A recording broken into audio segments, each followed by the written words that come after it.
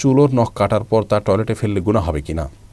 মানুষের শরীরের যে সমস্ত অবাঞ্ছিত পশম বা লোম আছে, যেগুলো ছাঁটার, যেগুলো কাটার, পরিষ্কার করার নির্দেশ আসছে, সেটা বগলের নিচের পশম হোক, নাভির নিচের পশম হোক, এগুলোকে পরিষ্কার করার জন্য আজকাল হেয়ার রিমুভাল পাওয়া যায়।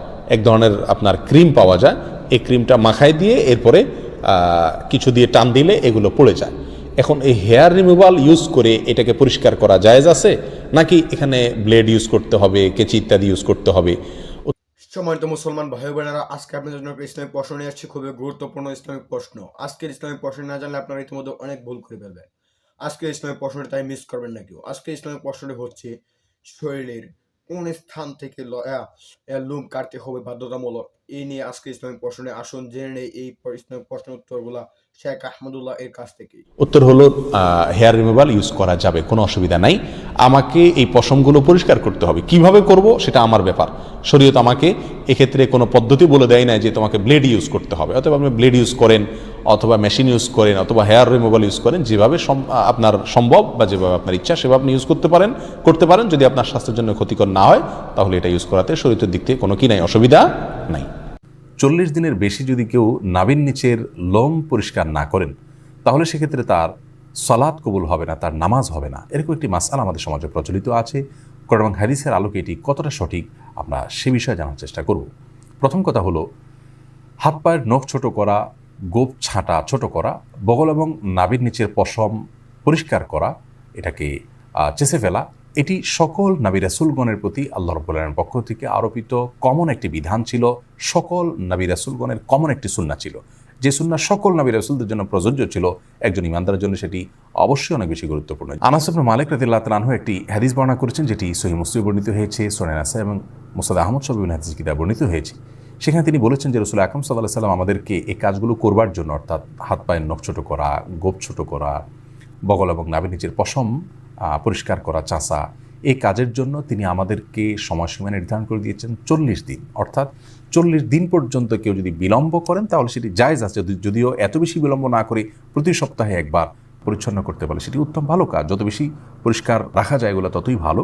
কিন্তু যদি কেউ বিলম্ব করতে চান, তাহলে সেক্ষেত্রে তিনি এগুলো না চেষে না কেটে সর্বোচ্চ 40 দিন পর্যন্ত থাকতে পারবেন।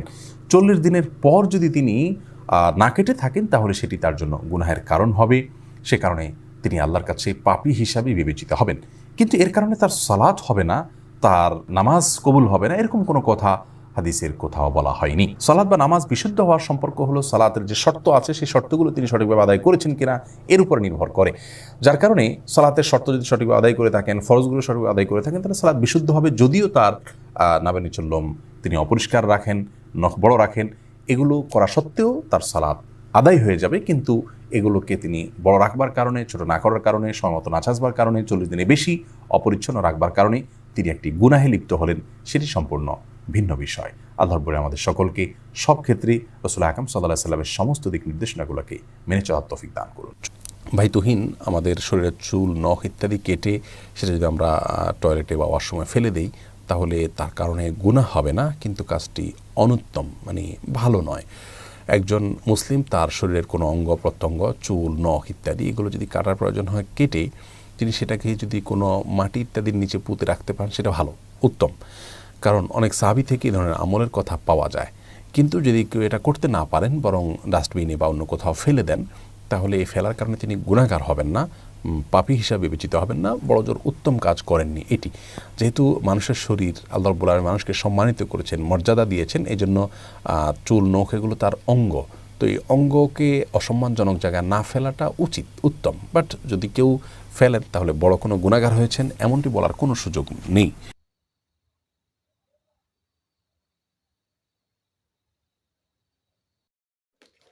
সম্মানিত দর্শক, আশা করি ফুল ভিডিও দেখলেন এবং ভিডিওটি আপনার কাছে কেমন লেগেছে অবশ্যই আপনার মূল্যবান মতামত কমেন্টে জানাবেন। ধন্যবাদ। এরকম ইসলামিক প্রশ্ন উত্তরগুলো সবার আগে পেতে হলে অবশ্যই চ্যানেল সাবস্ক্রাইব করে পাশে থাকা বেল বাটনটি অন করে রাখবেন, যেন ইসলামিক প্রশ্ন উত্তরগুলো সবার আগে পেতে পারেন। ধন্যবাদ। দেখা হচ্ছে পরবর্তী নতুন ভিডিওতে। সেই পর্যন্ত ভালো থাকেন, সুস্থ থাকেন, সে কামনা করে বিদায় নিলাম। আসসালামু আলাইকুম ওয়া রাহমাতুল্লাহ।